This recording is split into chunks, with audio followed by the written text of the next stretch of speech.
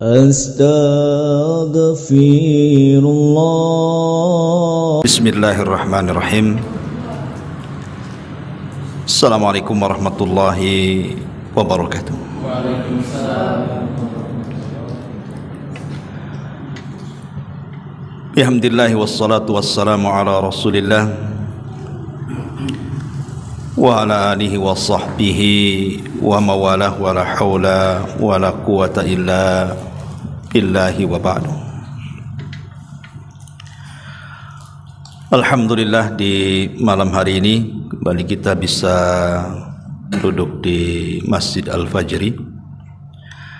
Salawat dan juga salam tetap kita hadiahkan dan kita curahkan kepada baginda Nabi besar Muhammad sallallahu alaihi wasallam. Ma'asyiral muslimin yang dimuliakan Allah Subhanahu wa taala, pembahasan di malam hari ini mungkin kita akan membahas tema ringan seputar bahaya daripada istidraj. Apa istidraj? Nanti kita jelaskan. Ma'asyiral muslimin wal muslimat rahimani wa rahimakumullah. Salah satu dari ketentuan hukum Allah atau sunnatullah yang berlaku kepada hamba-hambanya, yang tidak mungkin ada perubahan, di mana Allah Subhanahu wa taala telah memerintahkan hamba-hambanya agar mentaatinya dan melaksanakan seluruh perintahnya. Bahkan Allah Subhanahu wa taala sampai mentahdzir, memperingatkan kepada siapapun dari hamba-hambanya yang bermaksiat akan perintahnya, diancam dengan hukuman.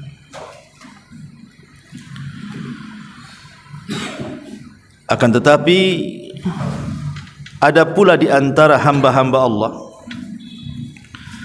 yang justru mereka melanggar perintah dan sebaliknya malah kemudian melakukan larangan Allah Azza wa Jal, malah Allah biarkan dan Allah tidak mengazabnya.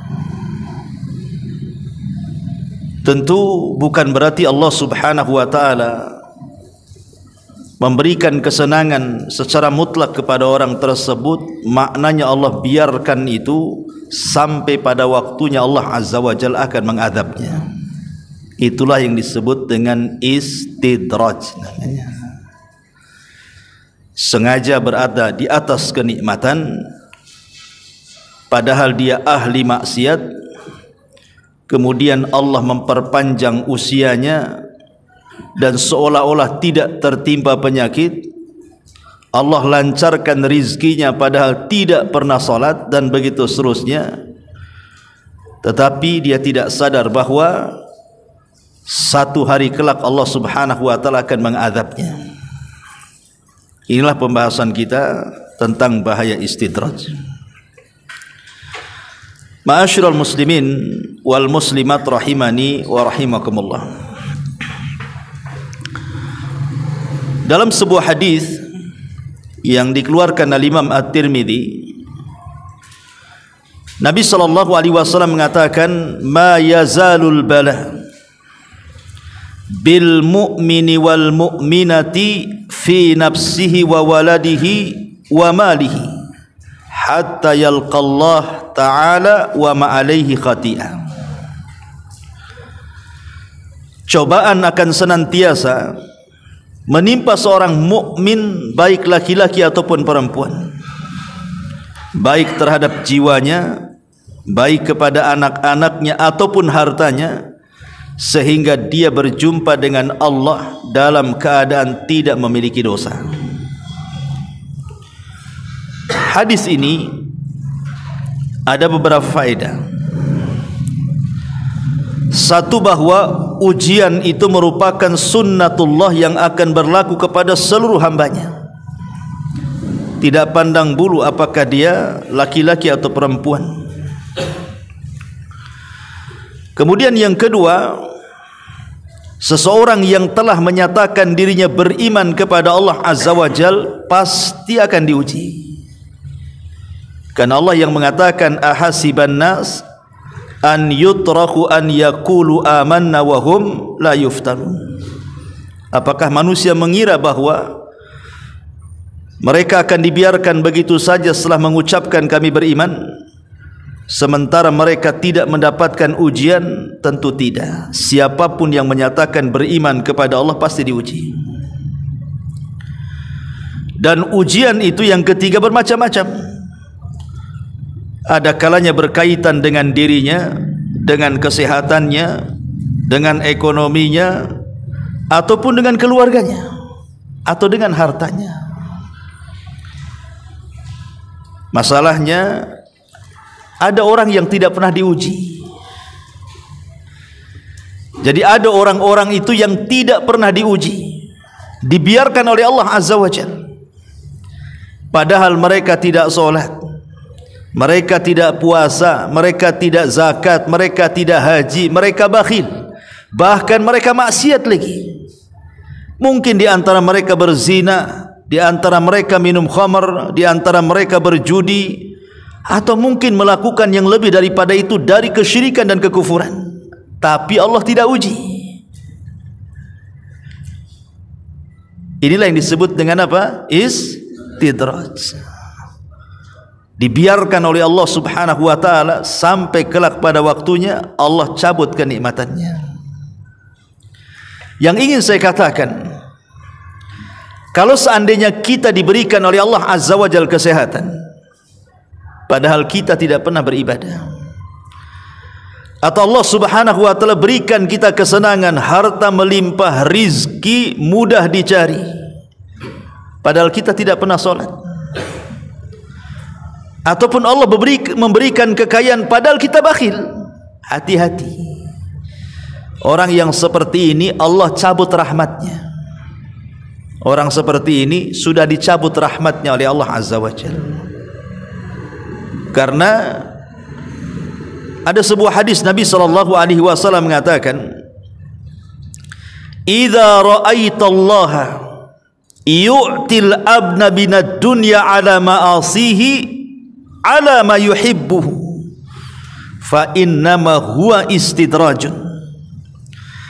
Apabila engkau melihat Allah memberikan kepada seorang hamba berupa nikmat dunia yang disukainya, padahal dia suka maksiat, maka itu hanyalah istidraj saja.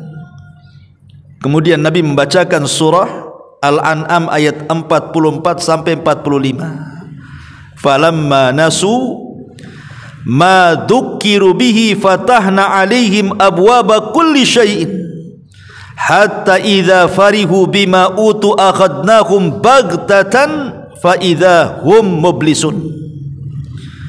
Maka ketika mereka melupakan peringatan yang telah diberikan kepada mereka, kami pun membukakan semua pintu kesenangan untuk mereka, sehingga ketika mereka bergembira dengan apa yang telah diberikan kepada mereka, kami siksa mereka secara tiba-tiba, maka ketika itu mereka terdiam putus asa.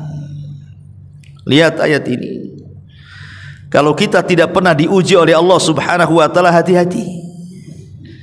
Jangan-jangan Allah sudah mencabut rahmatnya. Tetapi kalau Allah Subhanahu wa ta'ala masih menguji kita, berbahagialah kita. Berarti Allah masih sayang dengan kita. Karena Nabi SAW mengatakan, "Innallaha idza ahabba 'abdan ibtalahu." Allah itu kalau senang dengan seorang hamba, pasti Allah uji itu. Tapi Allah kalau tidak senang dengan hamba, Allah biarkan. Tapi kenyataannya tidak demikian. Terkadang orang-orang yang diberikan ujian itu justru memandang kepada orang-orang yang tidak diuji, pengen pula seperti dia. Kan begitu ya? Enak kali ya orang itu ya, tidak sholat kok lancar-lancar jaya itu rezekinya. Kan ada orang kayak gitu kan. Saya sudah sholat jungkir balik ini kok seret kali. Orang itu kok bentang-bentang tikar, saya kok gulung-gulung tikar aja. Kan itu ya. Aneh. Padahal paradigma pemikiran seorang mukmin itu, kalau diuji harus bersyukur tuh. Berarti masih ada tanda Allah sayang dengan kita. Tapi kalau tidak diuji ini bahaya. Jangan-jangan istidraj ini. Saya kok enggak sholat tapi kok lancar-lancar aja nih rezekinya. Ada apa ini? Harusnya begitu. Ya. Saya tidak pernah zakat tapi kok keuntungannya banyak terus nih. Justru yang seperti inilah yang kemudian harus ditakutkan seorang mukmin. Dikhawatirkan itu adalah istidraj. Karena Allah yang mengatakan wala yahsabanna alladzina kafaru innama numli lahum khairun li anfusihim innama numli lahum liyazdadu itsman walahum adzabun muhin. Dan janganlah sekali-kali orang-orang kafir menyangka bahwa pemberian tangguhan kepada mereka itu lebih baik bagi mereka. Sesungguhnya kami memberi tangguhan kepada mereka hanyalah supaya bertambah dosa mereka dan bagi mereka azab yang menghinakan. Lihat, Allah Subhanahu wa taala ingin menjelaskan kepada kita bahwa banyaknya kenikmatan di atas maksiat itu bukan tanda kebaikan. Sebaliknya, kalau seseorang kemudian senantiasa di atas musibah dan terus diberikan musibah, itu bukan tanda Allah benci dengan kita. Karena Allah Subhanahu wa taala mengatakan ayahsabuna annama numidduhum bihi min malin wa banin nusari'u lahum fil khairati bal la yash'urun. Apakah mereka mengira bahwa kami memberikan harta dan anak-anak kepada mereka itu berarti bahwa kami segerakan kepada mereka kebaikan-kebaikan mereka? Tidak, kata Allah, tetapi mereka tidak menyadarinya. Karena kebanyakan manusia begitu kan, kalau di masyarakat itu, kalau seandainya mereka diberikan harta banyak, walaupun mereka tidak ibadah, seolah-olah Allah sayang dengan saya. Karena saya pengalaman ngobrol dengan salah satu orang tua. Udah tua ibu itu, sudah 60-an usianya. Enggak sholat. Dengan bangganya dia mengatakan, ngomong sama saya, nak, katanya, saya ini nampaknya dicintai Allah, katanya. Kenapa, Bu? Katanya. Ibu ini ngomong, dulu saya punya suami. Suami saya pembisnis tembakau. Akhirnya kemudian kaya raya sampai beli toko, beberapa pintu dan rumah. Allah takdirkan meninggal. Akhirnya warisannya jatuh ke saya, katanya. Kemudian saya menikah lagi dengan orang kapal. Orang kapal itu jarang pulang badannya, tapi uangnya pulang terus, katanya. Bayangkan ya, dikirim terus, pulangnya mungkin setahun berapa kali saja, tapi uangnya tiap bulan. Penuhlah rekening saya, katanya. Allah takdirkan meninggal juga. Kemudian Allah takdirkan nih sudah agak tua, dapat pula saya jodoh seorang pensiunan yang bekerja di pengadilan. Akhirnya kemudian meninggal juga dia. Uang pensiunannya saya ambil, katanya. Kok saya punya suami enak kali, katanya. Nggak sholat ibu ini. Lihat, dia merasa memang Allah sayang dengan saya. Itulah orang awam tuh kayak gitu tuh.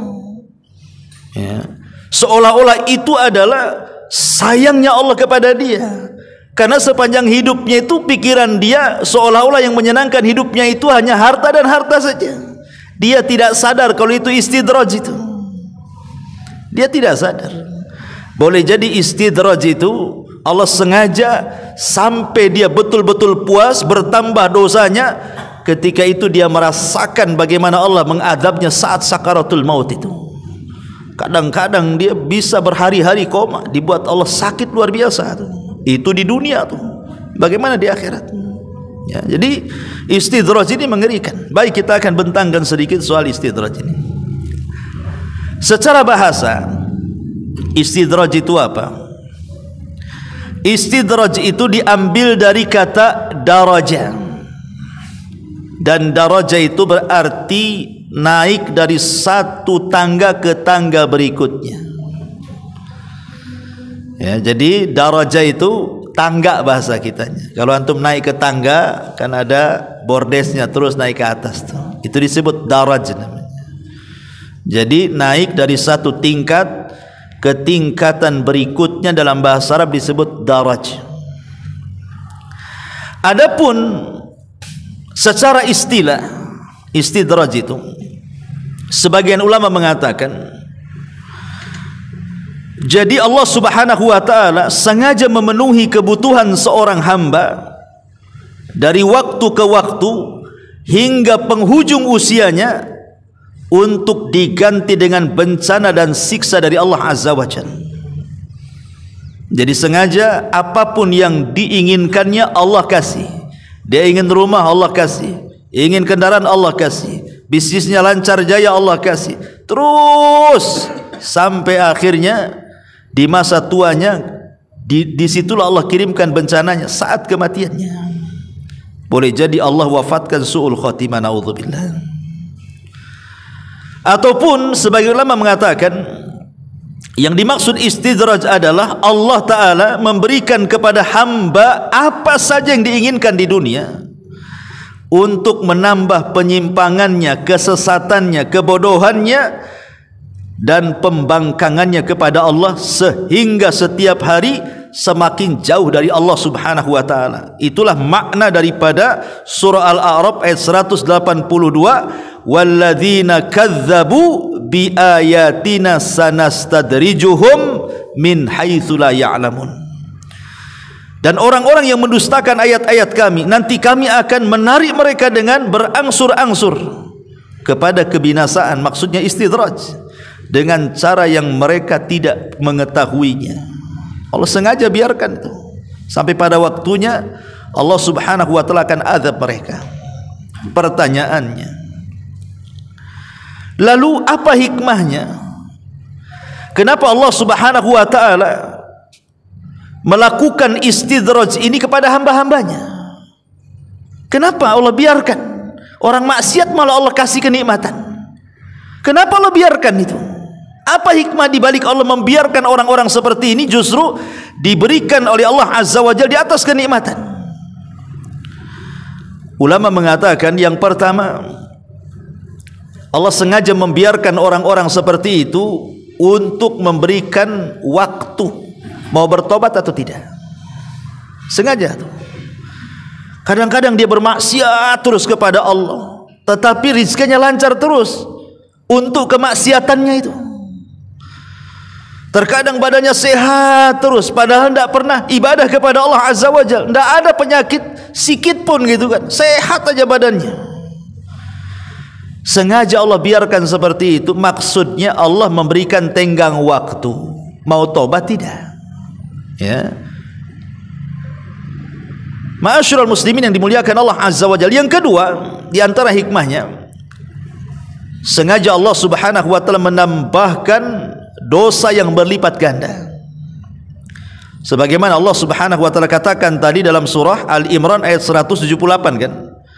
Wala yahsabanna alladzina kafaru annama numli lahum khairun li anfusihim innama numli lahum liyazdadu itsman wa lahum adzabun muhin. Janganlah sekali-kali orang-orang itu menyangka bahwa pemberian tangguhan kami kepada mereka adalah lebih baik bagi mereka. Sesungguhnya kami memberi tangguhan kepada mereka hanyalah supaya bertambah-tambah dosa mereka, dan bagi mereka azab yang menghinakan yang sudah ditunggu oleh mereka. Dan ini juga saya tadi sudah katakan, hati-hati itu. Kalau kita tidak pernah diuji kok di atas kenikmatan padahal di atas maksiat, jangan-jangan Allah sengaja menumpuk-numpuk dosa kita tuh. Makanya hati-hati kalau seandainya orang yang ahli maksiat di atas kenikmatan, jangan-jangan Allah sedang menumpuk-numpukan dosa kita. Dan kalau itu terjadi tinggal tunggu azab kehinaannya. Atau yang ketiga, sengaja Allah Subhanahu wa taala menambahkan kesesatan kepada mereka. Sebagaimana Allah mengatakan dalam surah Shaf,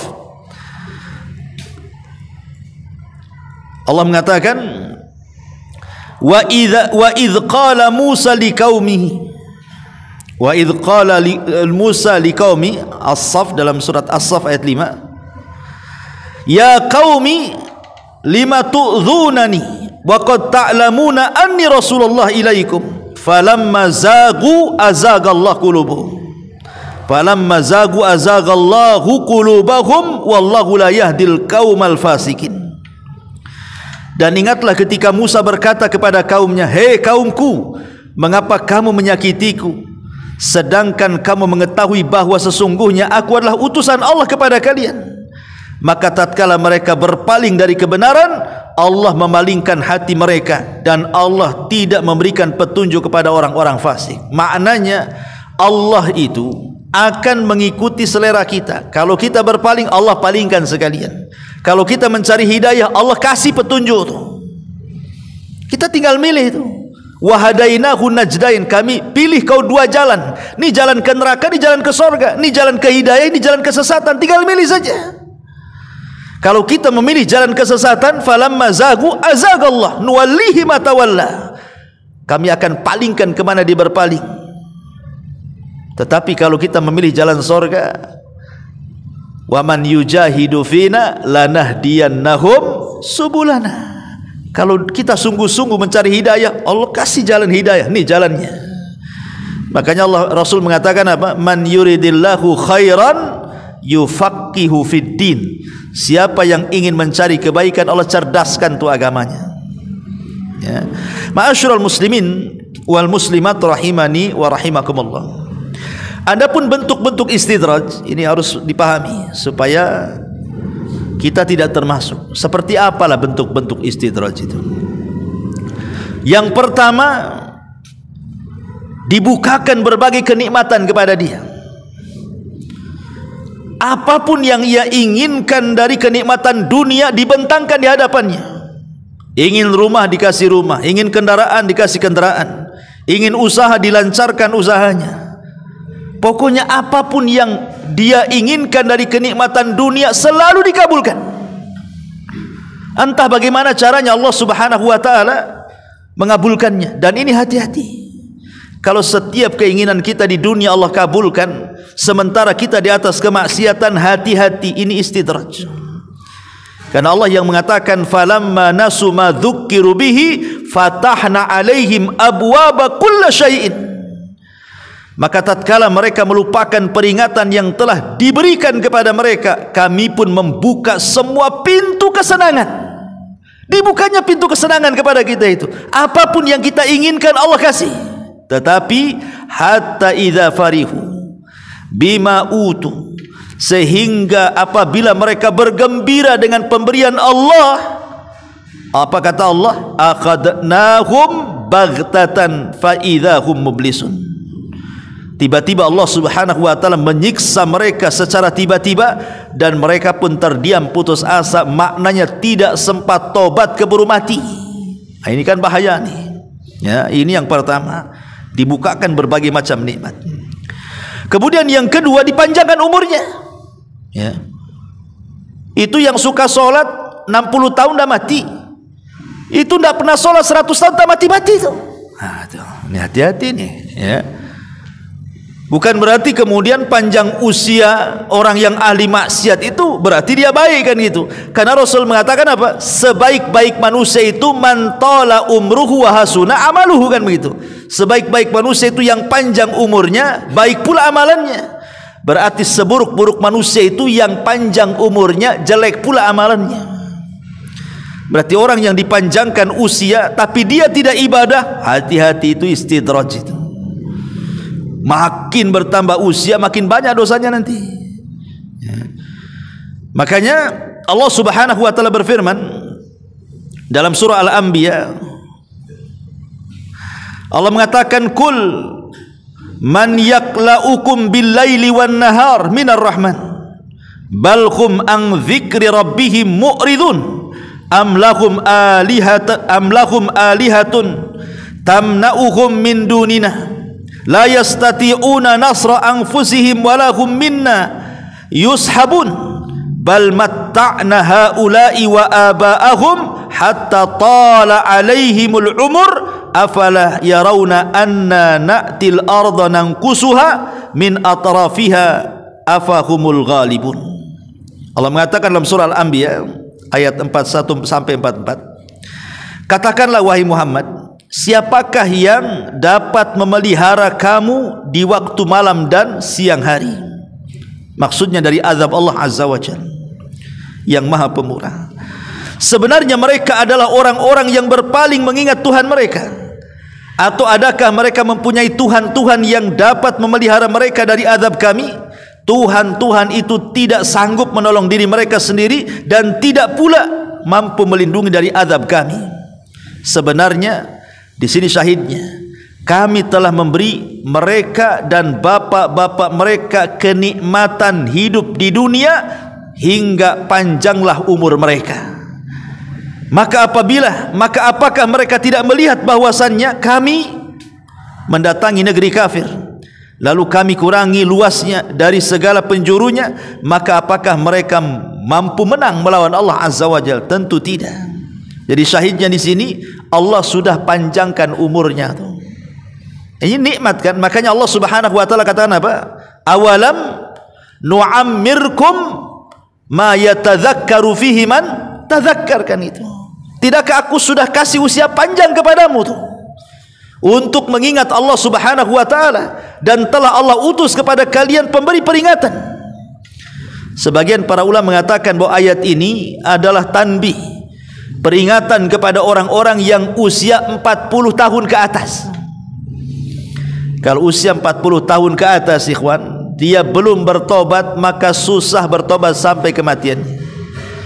Tapi kalau usia 40 tahun ke atas, dia sudah ada keinginan baik untuk bertobat, merubah dirinya, meninggalkan maksiat sedikit-sedikit, berarti dia dapat taufik tuh, insyaallah. Maka dia akan semakin baik sampai wafatnya. Kenapa demikian?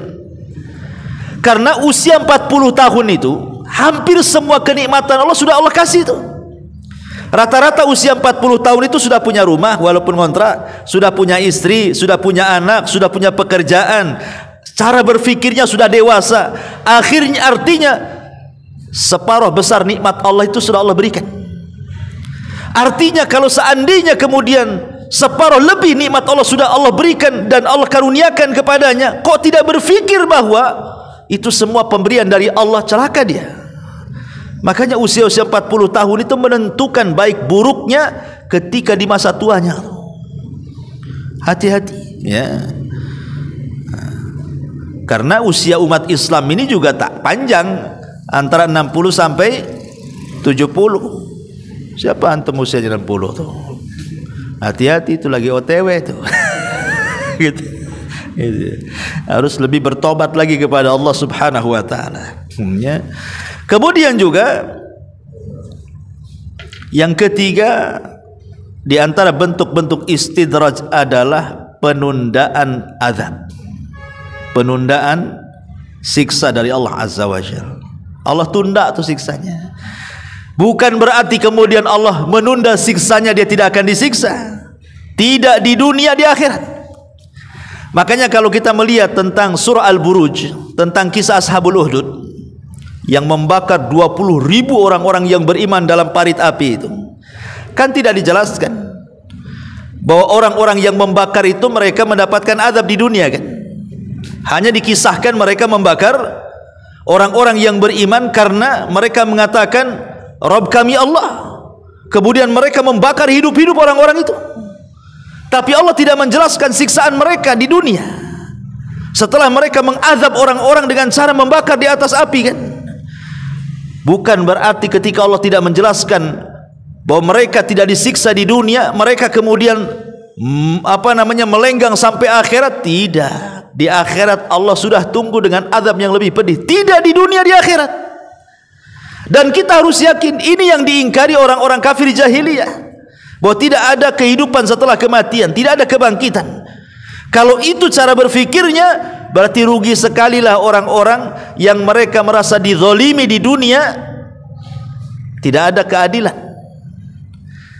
yang diambil hartanya, yang dizalimi kehormatannya, yang dibunuh jiwanya, Kalau memang tidak ada balasan setelah kematian, berarti mereka selamanya tidak akan mendapatkan keadilan. Tetapi Allah Subhanahu wa ta'ala zat yang maha adil dan memberikan keadilan sepuasnya kepada hamba-hambanya, dan Allah tidak suka dengan kezaliman. Ketika Allah tidak mengazab mereka di dunia, maka Allah akan tegakkan keadilannya di akhirat, dan tidak ada yang mampu melawan Allah Azza wa Jalla. Ya. Ma'asyiral muslimin wal muslimat rahimani wa rahimakumullah. Itulah rangkuman secara global bentuk istidraj ini. Dibukakan berbagai macam nikmat, dipanjangkan umurnya, atau ditunda siksanya, atau mungkin dengan contoh yang lebih mudah lagi. Ya, istidraj ini pertama, nikmat dunia yang semakin bertambah, namun keimanan semakin menurun. Ya. Jadi Allah kasih tuh nikmat dunia, semakin hari semakin kaya dia, semakin hari semakin tinggilah jabatan dia, tetapi iman semakin turun. Ya. Ini istidraj namanya. Yang kedua, mendapat kemudahan hidup meski terus-menerus bermaksiat tuh. Kayaknya hidupnya senang, tenang, kayaknya nggak ada masalah apa-apa. Padahal maksiatnya hari-hari, tidak ada masalah apa-apa. Nah, ini hati-hati, ini istidraj ini. Atau rizki yang selalu bertambah, usahanya itu maju terus. Buka ini maju, tidak pernah rugi. Buka usaha lain maju, tak pernah rugi.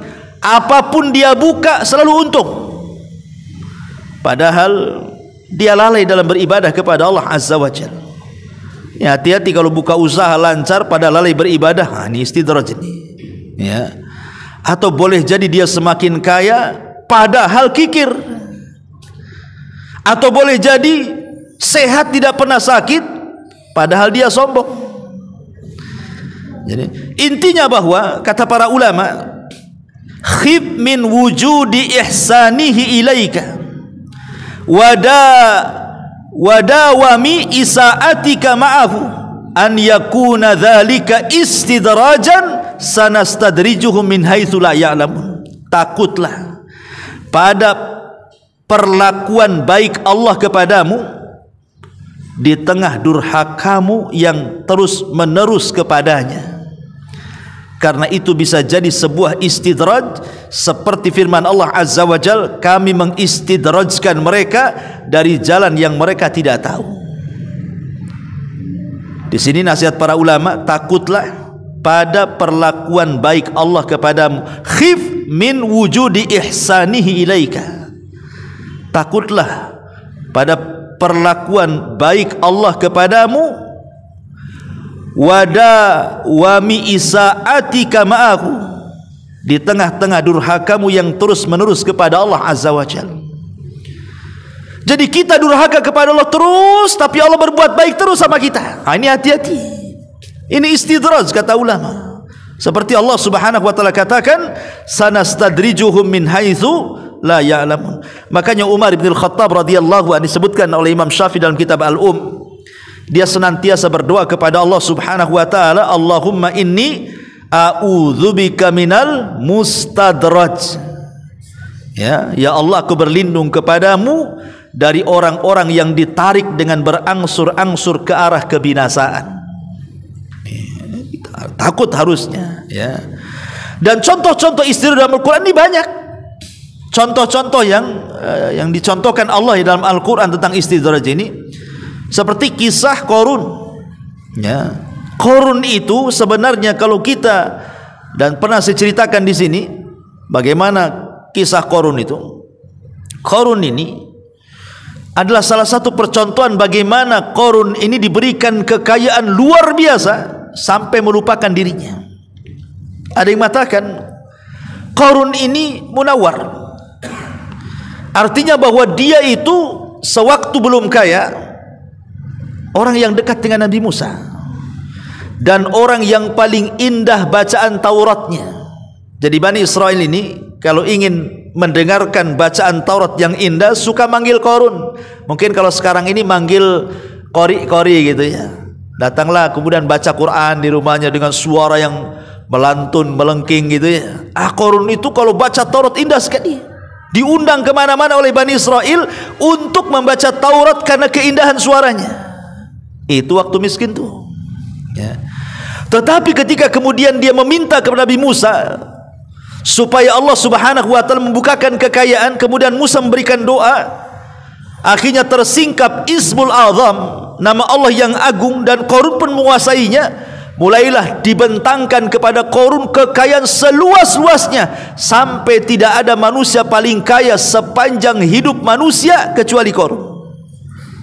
Siapa di antara manusia yang paling kaya melebihi Qarun? Tidak ada. Setelah Qarun tidak ada.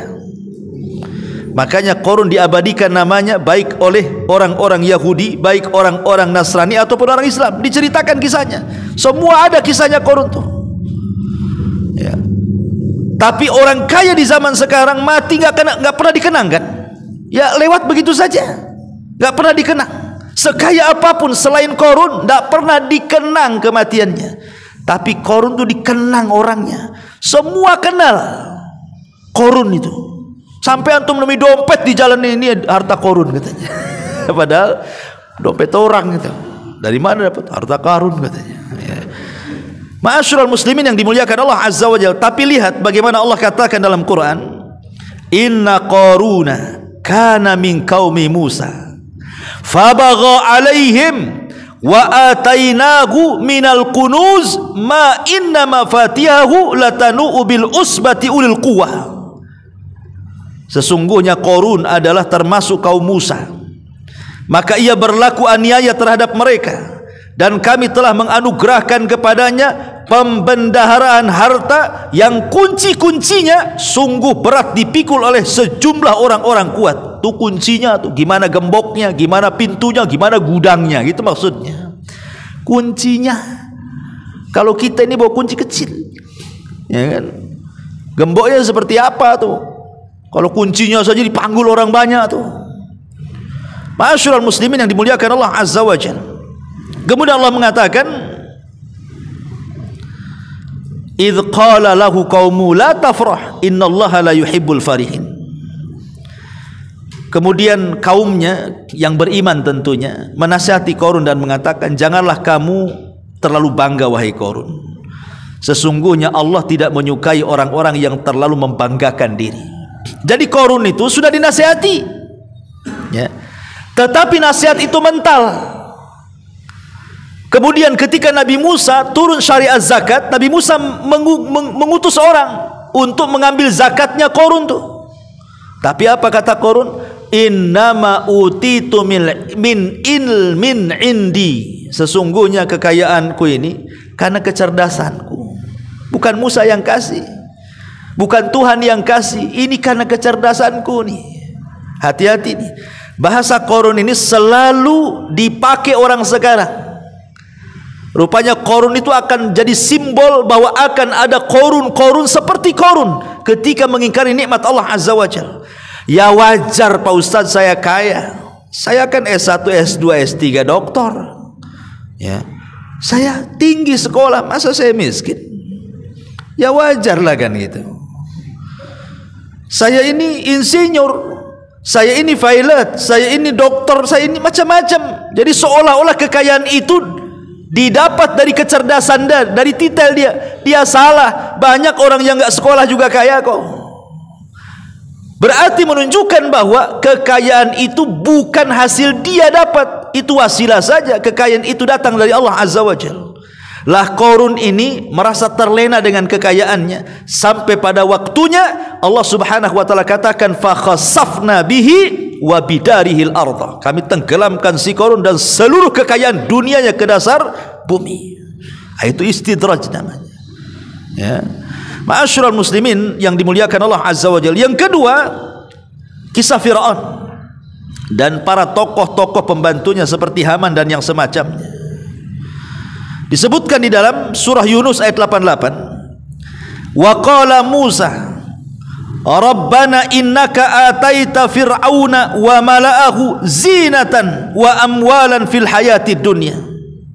Rabbana liyudhillu an sabilik. Rabbana tmish ala amwalihim washdud ala qulubihim fala yu'minu hatta yarawul adzabal alim. Musa berkata, "Ya Tuhan kami, sesungguhnya Engkau telah memberi kepada Fir'aun dan pemuka-pemuka kaumnya perhiasan yang banyak, harta kekayaan yang melimpah dalam kehidupan dunia. Ya Tuhan kami, akibatnya mereka menyesatkan manusia dari jalan Engkau. Ya Tuhan kami, binasakanlah harta benda mereka dan kunci matilah hati mereka, maka mereka tidak beriman hingga mereka melihat siksa yang pedih dari Allah Subhanahu wa taala." Lihat Musa menggambarkan Fir'aun dan bala tentaranya kan. Karena Allah Subhanahu wa taala memberikan harta kekayaan, perhiasan yang melimpah, akhirnya mereka pun menyesatkan manusia. Allah biarkan. Tetapi lihat kesudahannya, Allah mengatakan fa'aghraqnahum wa junudahu. Kami tenggelamkan si Fir'aun dan seluruh bala tentaranya kan. Lihat akhirnya.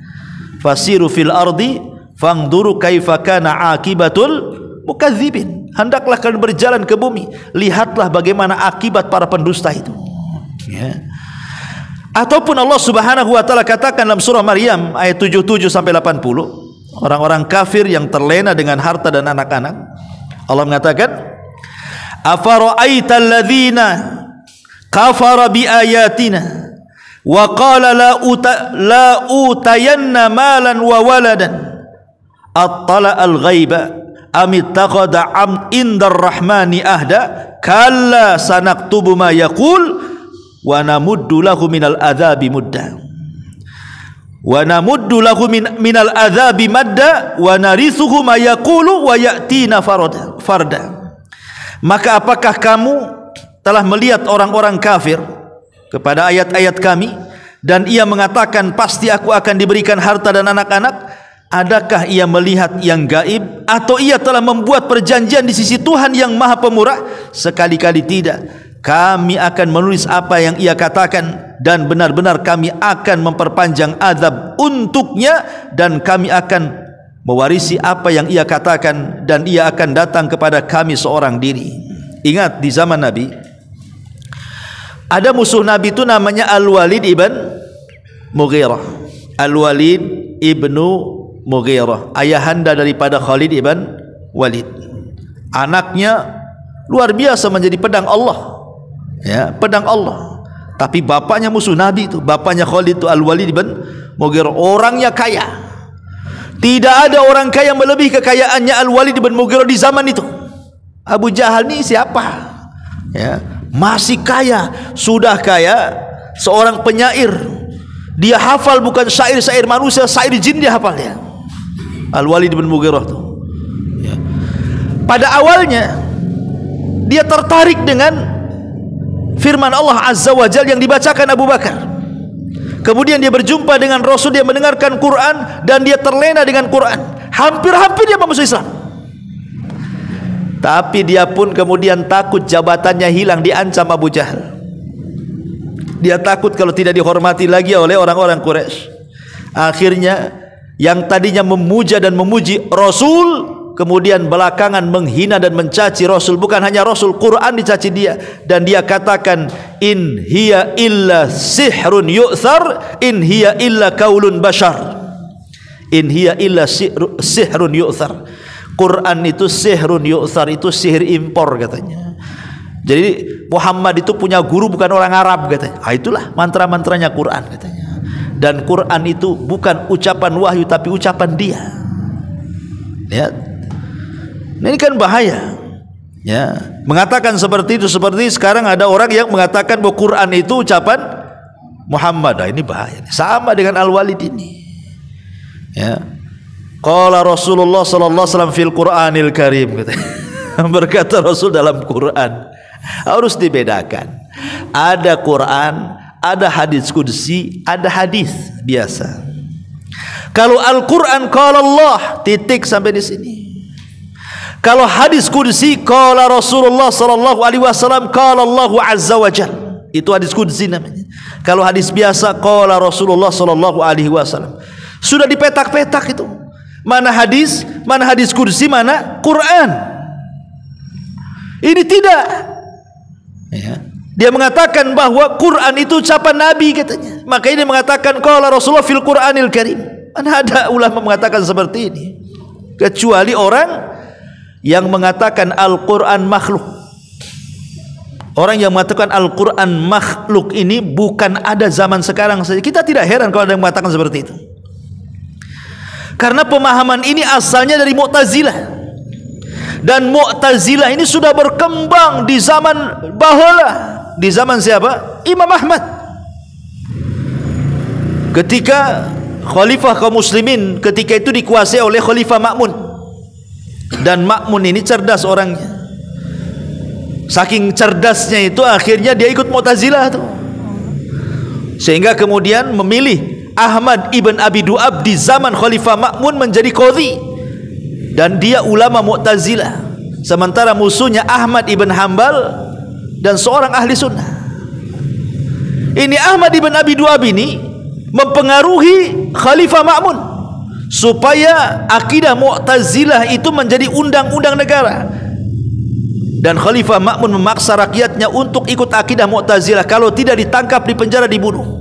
Hampir banyak para ulama terjadi penangkapan di zaman itu. Bahkan ulama-ulama salaf yang luar biasa mati gara-gara fitnah ini. Apa fitnahnya? Tentang ikhtibar, ujian kepada para ulama dengan sebuah pertanyaan, apakah Al-Quran makhluk ataukah kalamullah? Kalau para ulama mengatakan Al-Quran kalamullah, bukan makhluk, tangkap, masukkan penjara. Kalau mengatakan Al-Quran makhluk, dibebaskan. Kau Mu'tazilah. Akhirnya banyak ulama mati di penjara. Al-Buaiti kawan Imam Syafi'i mati di penjara. Muhammad ibn Nuh mati di penjara. Ya, siapa lagi? Nuaim ibn Hammad yang kasihan. Nuaim ibn Hammad di ulama besar. Ya. Dia meninggal tidak dimandikan, tidak dikafankan, tidak disolatkan. Bayangkan, dikubur begitu saja dalam penjara. Itu ulama salaf tuh.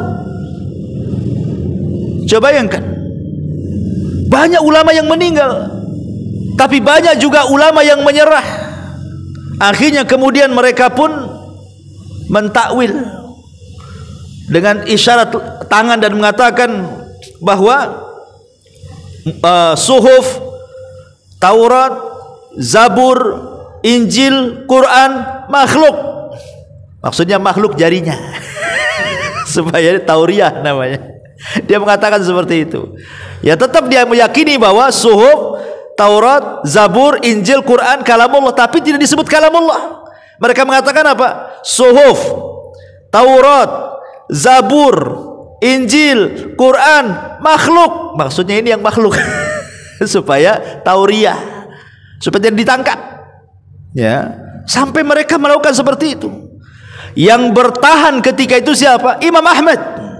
Bertahan dia, mengatakan Al-Quran kalamullah, bukan makhluk. Siapa yang mengatakan Al-Quran makhluk, maka dia Jahmiyah, kelompok sesat. Ya, sampai disebutkan dalam kitabnya Ushulus Sunnah itu. Makanya Imam Ahmad disiksa sampai 3 kurun kekuasaan.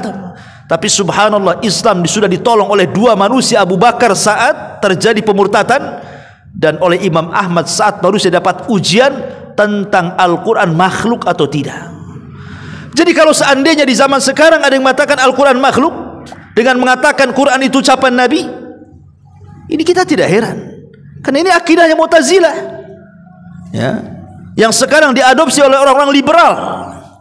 Hati-hati, ya. Sehingga mereka itu ya biasa saja dengan Quran. Mereka menganggap Quran itu hanya tulisan, kadang-kadang diletakkan, dibanting, diinjak, biasa saja. Kan itu makhluk. Tidak boleh diagungkan, mengagungkan makhluk syirik. Ya, kita katakan Al-Quran itu kalamullah. Quran itu kalamullah. Kalau sampai dihina, qul abillahi wa ayatihi wa rasulihi kuntum tastahziun. Apakah dengan Allah, ayat-ayatnya, dengan rasulnya kalian berani mengolok-olok? La ta'tadiru qad kafartum ba'da imanikum. Jangan cari alasan, kalian sudah kufur setelah keimanan kalian, kata Allah. Ya. Ma'asyiral muslimin yang dimuliakan Allah Subhanahu wa taala, kembali ya bahwa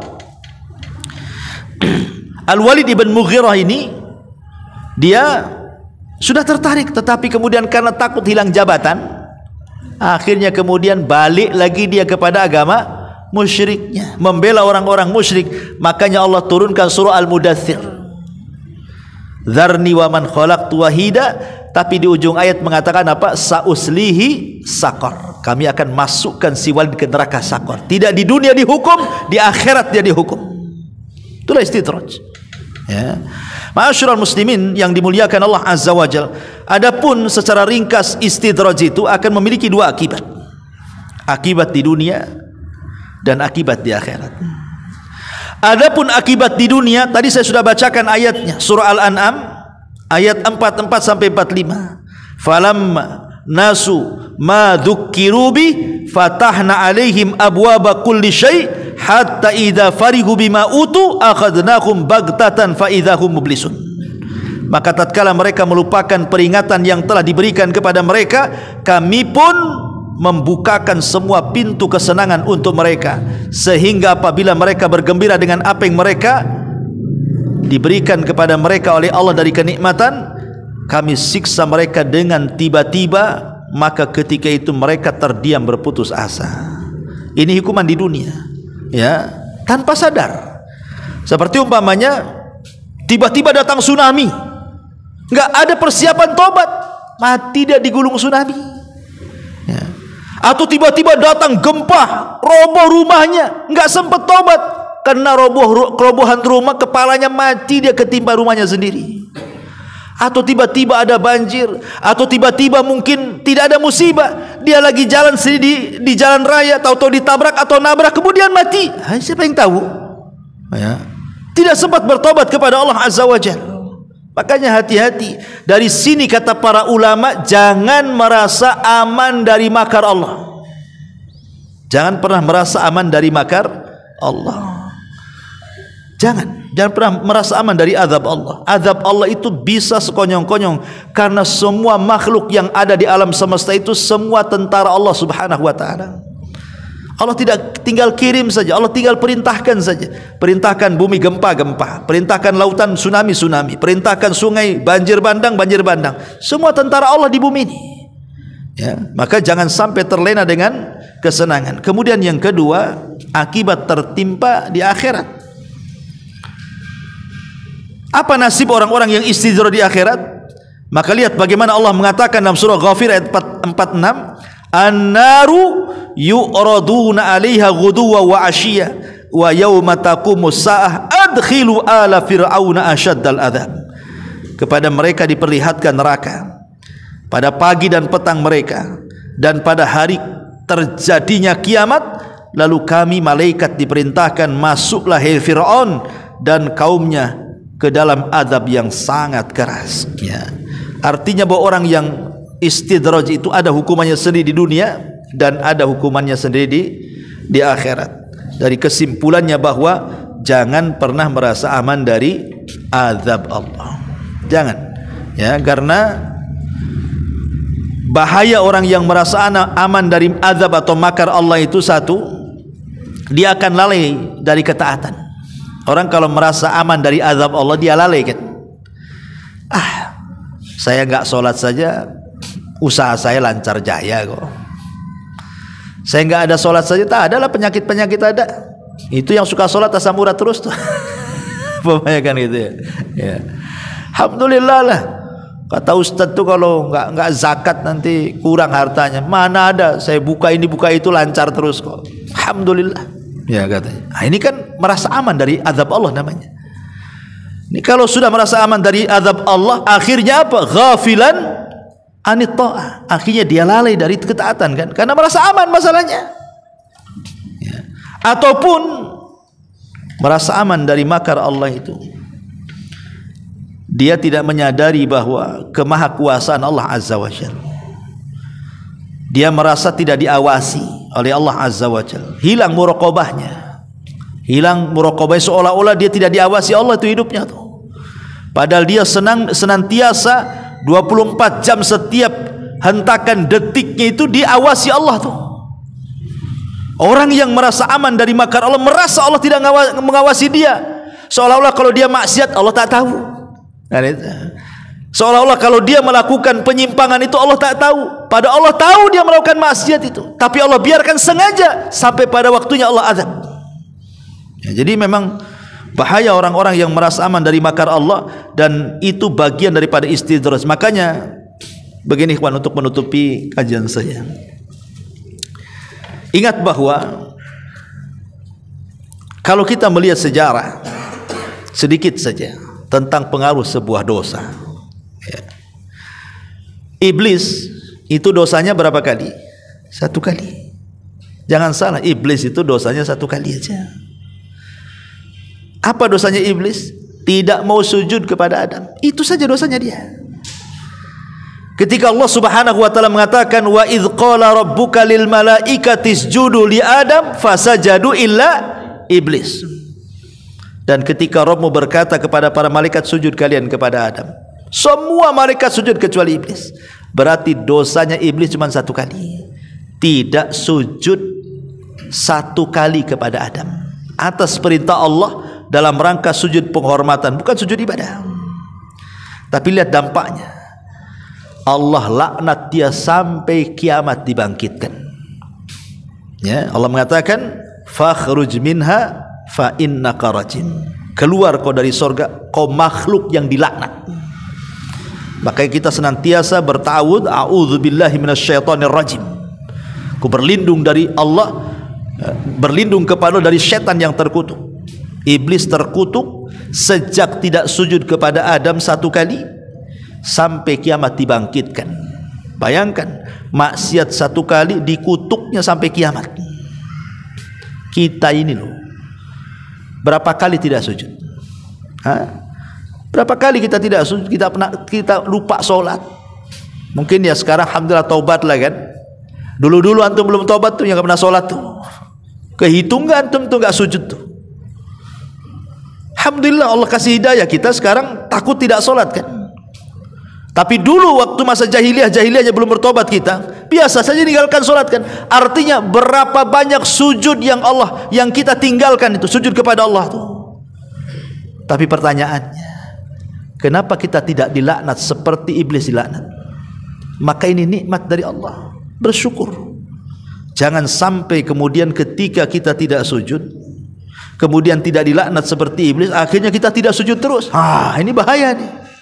Berarti apa bedanya kamu dengan iblis itu? Makanya iblis itu kalau melihat orang sujud menangis dia dan mengatakan, dulu Allah perintahkan aku sujud, aku tak sujud. Hamba ini pula diperintahkan Allah sujud, sujud pula dia. Makanya iblis paling takut dengan sholat. Ya, Ma'asyiral muslimin yang dimuliakan Allah Azza wa Jalla. Contoh yang kedua, Adam alaihi salam. Dosanya berapa kali? 1 kali juga. Adam lah dosanya cuma 1 kali. Ketika Allah mengatakan, wala taqraba hadhihi syajarah fatakuna minadh dhalimin. Hei Adam, jangan kau dekat-dekat pohon ini. Kalau kau sampai mendekat, apalagi sampai memakan buahnya, kau zalim nanti. Akhirnya kemudian Adam pun terkena syahwat karena ada waswas dari setan. Didekatilah pohon itu. Kemudian dia tertarik karena ada waswas daripada iblis sebelumnya, kalau engkau makan buah itu maka engkau akan jadi malaikat, atau minimalnya engkau akan jadi orang kekal di sorga. Akhirnya Adam pun memakan, tidak sampai ke telan, maksudnya tidak sampai ke perut tuh makanan itu, hanya sampai di tenggorokan saja. Kemudian Adam ingat, tapi itu cukup menjadikan Allah mengusir Adam dari sorga. Qulnah bitu minha jami'an. Keluar kau Adam dari sorga, masuk kau ke bumi. Dosa 1 kali, gara-gara 1 kali makan itu tidak sampai ke perut, menjadikan Adam diusir dari sorga. Kita ini loh memasukkan makanan haram, minuman haram itu entah berapa kali masuk ke perut kita ini. Coba.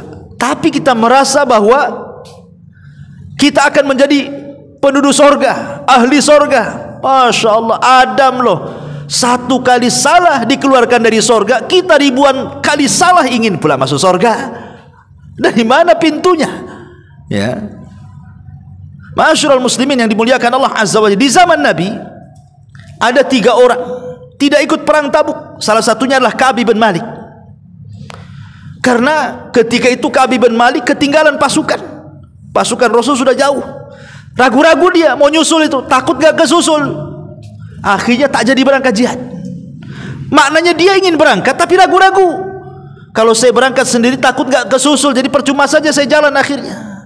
Akhirnya dia tidak mau, tidak jadi berangkat. Itu kesalahannya. Kemudian rekannya yang kedua, dia berada di kebun. Dia tidak tahu ada panggilan jihad. Akhirnya sibuk dengan kebunnya. Akhirnya ketika ini pasukan jihad sudah berangkat, pas dia pulang udah gak ada. Akhirnya tak berangkat. Yang satu rindu dengan keluarganya, rindu dengan anak istrinya sehingga ragu-ragu untuk berangkat jihad. Ketika kemudian mereka tidak berangkat jihad, Allah turunkan surah At-Taubah, wa 'ala tsalatsatil ladzina khulifu. Ya, ingat 3 sahabat yang mereka tidak ikut jihad. Dihukum. Turun ayat surah At-Taubah. Sampai ketika kemudian datang hukuman itu, hatta idza dzaqat, sampai hati mereka itu sempit, bumi yang luas jadi sempit gara-gara mereka tidak ikut satu kali jihad. Lu bayangkan, 3 sahabat ini tidak pernah meninggalkan jihad bersama Nabi, hanya 1 kali dia tidak ikut jihad, tapi hatinya merasa sempit, dunia yang luas jadi sempit di matanya. Kita ini loh, jihad aja tidak pernah, suara mercon aja kita takut, mau perang pula gitu. 1 kali jihad pun loh kita tidak pernah. Tapi kita tidak pernah merasa sempit. Yo, bahagia aja maksiat itu juga. Bukan itu loh kan. Lah, hati-hati seorang mukmin itu, kata Rasul, melihat dosanya seperti dia duduk di bawah gunung yang mau meletus. Kira-kira lari atau tidak? Pasti lari. Itulah seorang mukmin kalau melihat dosa. Tapi orang fasik melihat dosa itu kayak lalat nempel di hidung, tepak. Nanti datang lagi, tepak, datang lagi. Artinya apa? Tobat, besok lakukan lagi. Tobat lagi, besok lakukan lagi. Itulah seorang fasik itu. Tapi masih mending lah kalau dia masih bertobat kan. Walaupun bermaksiat lagi, tapi bertobat lagi. Tapi dari sini ma'asyiral muslimin yang dimuliakan, orang yang istidraj itu sama sekali tidak pernah memandang dosa itu masalahnya. Yang dia lakukan itu ya seolah-olah di atas kesenangan sehingga lupa akan dosa. Lah, ketika dia lupa dengan dosa itulah, ingat di situ ada azab Allah sekonyong-konyong yang akan datang kepada mereka, tidak di dunia, di akhirat. Maka inilah hati-hatinya peringatan dari bahaya istidraj ini. Wallahu a'lam bishawab. Mudah-mudahan ada manfaatnya nasihat sederhana ini. Subhanaka bihamdika asyhadu an la ilaha illa anta astaghfiruka wa atubu ilaik. Allahu ta'ala alam. Assalamualaikum warahmatullahi wabarakatuh.